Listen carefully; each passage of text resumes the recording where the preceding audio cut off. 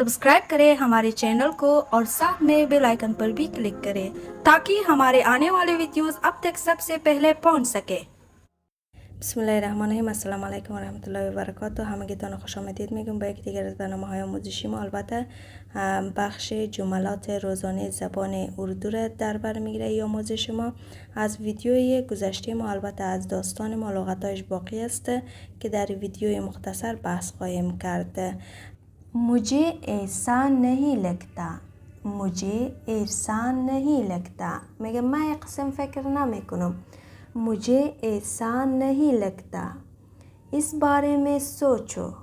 इस बारे में सोचो در این باره فکر کو. इस बारे में یعنی در این باره. इस बारे में सोचो. सोचो فکر کردن.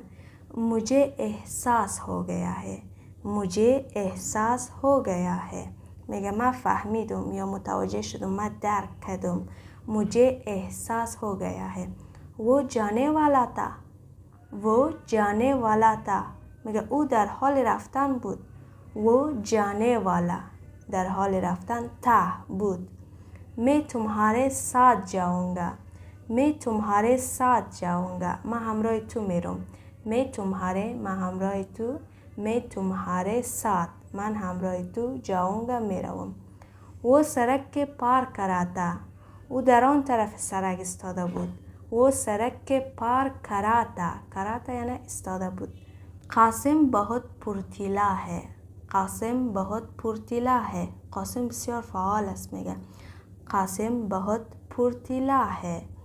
قاسم بسیار فعال است. मुझे अपना पता बताओ.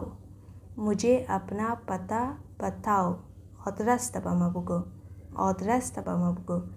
ये इमारत काबिल तारीफ है. ये इमारत काबिल तारीफ है میگه این ساختمان قابل تعریف است. ये इमारत काबिल तारीफ है. अहमद एक वकील है.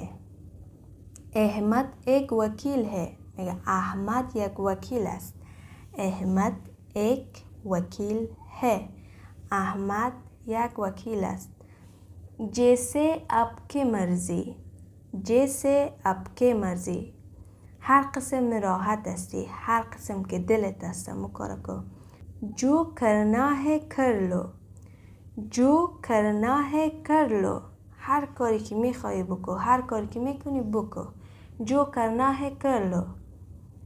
मेरा रास्ता छोड़ो. मेरा रास्ता छोड़ो یک طرف شو، رابطه با من. मेरा रास्ता छोड़ो یا راه مرا الاکو. एक तरफ हो जाओ. एक तरफ हो जाओ. एक तरफ हो जाओ یک طرف شو. یک طرف شو، در یک طرف استاد شو. इसे दोबारा करो. इसे दोबारा करो دوباره انجام بده میگه. इसे दोबारा करो. वो एक उम्र रसीदा खातून है. वो एक उम्र रसीदा खातून है میگه او یک خانم چه سال خورده است. او یک عمر رسیده خاتون है. वो एक उम्र रसीदा खातून है. غصه مت کرو. غصه مت کرو غصه نخو، عصبانی نشو. غصه مت کرو غصه نخور، غصه نکو. غصه مت کرو. वो अभी तक जिंदा है. वो अभी तक जिंदा है او هنوز زنده است.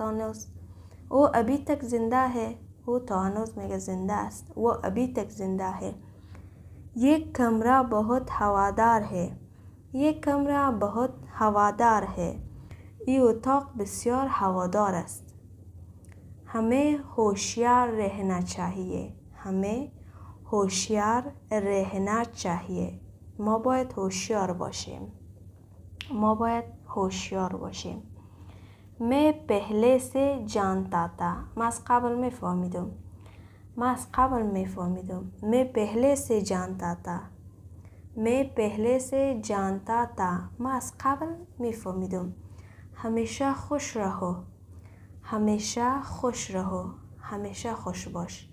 हमेशा खुश रहो. हमेशा खुश रहो. تا برنامه بعد خدا نگهدار.